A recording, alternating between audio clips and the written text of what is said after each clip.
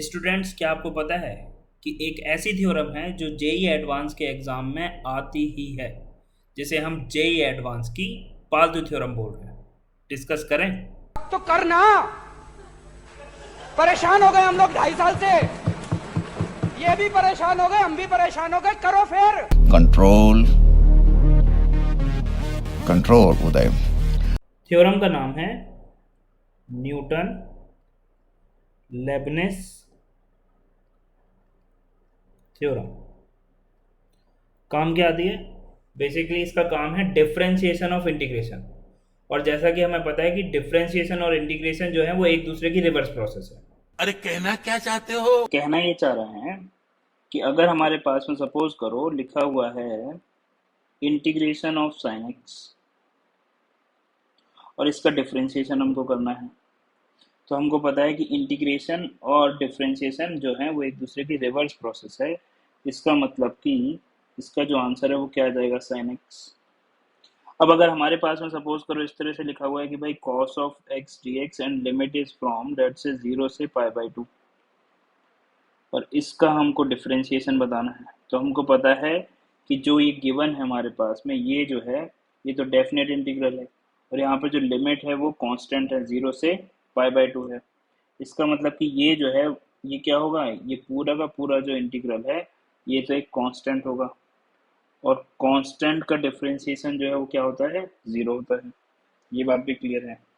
लेकिन अगर सपोज करो हमारे पास में जो सिचुएशन है वो कुछ इस तरह से हुई कि हमको बोला गया कि भाई cos x dx and limit जो है इस बार जो है लिमिट हो गई आपके पास में x² से x³, या फिर इसी को जो है हम लिख सकते हैं लेट से x² से x³ limit and cos t dt। तो ये समझने वाली बात है कि यहाँ पर ये जो t है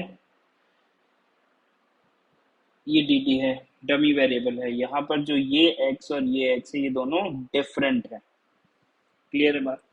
चलिए, तो अगर हमको पूछा गया है कि भाई d by d x of this which is same as saying d by d x of this, अगर ऐसा पूछा गया है हमको, तो एक तो हमारे पास में मेथड ये है कि हम क्या करें, यहाँ पर इसको पहले इंटीग्रेट कर लें जैसे हम करते हैं जनरली। कैसे करते हैं? cos t का इंटीग्रेशन इज sin t, ठीक है, और इसमें हमने लिमिट रख दी दैट इज x² और x³। तो अपर लिमिट तो sine of x³ minus sine of x²। ये तो अभी हमने केवल इंटीग्रेशन सॉल्व किया। अब इसका differentiation, so now d by d x of sine of x³ minus sine of x², तो ये आ जाएगा आपके पास में साइन x³ का। अब क्या लग जाएगा यहाँ पर लग जाएगा अब चेन रूल। तो साइन ऑफ x³ का डिफरेंशिएशन हो जाएगा cos ऑफ x³, फिर x³ का differentiation d by d x of x³ minus sine of x² का जो डिफरेंशिएशन है वो हो जाएगा cos of x² and then x² का differentiation d by d x of x²। तो ये आ जाएगा आपके पास में cos of x³ multiplied by 3x² minus cos of x² into 2x। तो अगर हम यहाँ पर डायरेक्टली लिखना चाहें with the help of Newton Lebanese rule से, तो हम लिख सकते थे कि भाई हमको जो एवेलुएट करना है वो क्या एवेलुएट करना है? D by d x of x² से x³ लिमिट है cos ऑफ t dt। ठीक, तो हमने क्या किया यहाँ पर, हम डायरेक्ट क्या लिख सकते हैं कि cos ऑफ t, ये जो t है इसकी जगह पर आप x³ रख दो, और जो डिफरेंशिएशन है वो लिख दो आप किसका? अपर लिमिट का।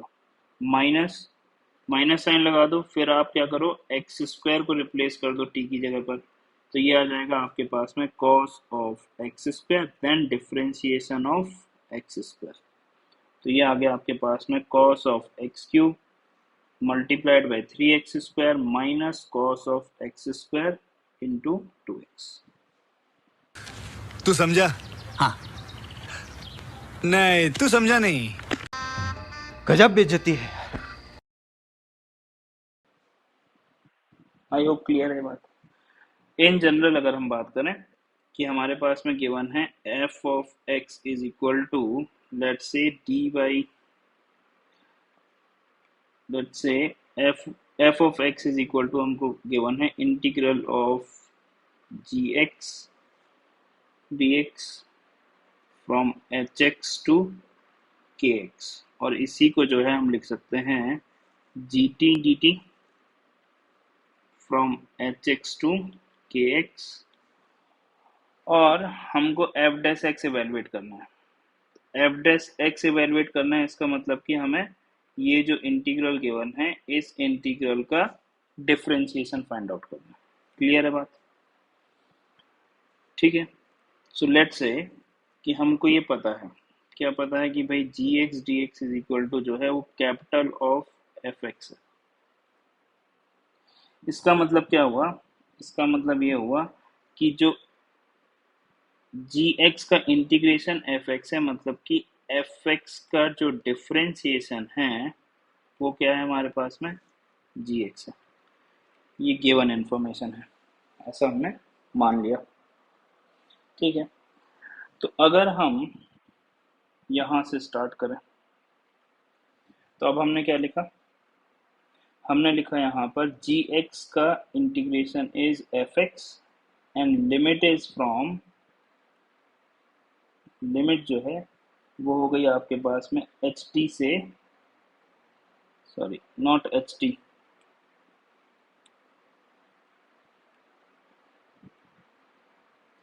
एच एक्स से के एक्स। ठीक है। इसका मतलब ये हो गया, अब आप क्या लिखोगे? F of k x minus F of h x. तो अब जो है आपके पास में जो जी एक्स आ गया यहाँ से, आपने इसको सॉल्व किया, ये आ गया। तो अब आपके पास में जो एफ एक्स आ गया वो क्या आ गया? F of k x minus F of h x. अब हमको अगर डी बाई डी एक्स, मतलब कि अगर हमको एफ डैश एक्स एवेलुएट करना है, एफ डैश एक्स एवेलुएट करना है मतलब कि हमको लगाना पड़ेगा चेन रूल। तो f dash x is equal to क्या आ जाएगा आपके पास में? F dash of k x, फिर चेन रूल से k dash x minus f dash of h x, फिर चेन रूल से एच एक्स का differentiation that is h dash x. और एफ डैश के एक्स का मतलब क्या हो गया? ये लिखा हुआ है आपके पास में f dash x is equal to g x है। इसका मतलब कि f dash of k x जो है वो क्या होगा आपके पास में? G of k x. So now this can be written simply as g of k x into k dash x minus g of h x into h dash x. I hope ये बात clear है। अरे कहना क्या चाहते हो? कहना ये चाह रहे हैं कि ये जो थ्योरम बताई गई है इसको अगर आप पढ़ लोगे तो 5 मार्क्स तो पक्के ही हैं। जोर जोर से बोल के लोगों को स्कीमें बता दे।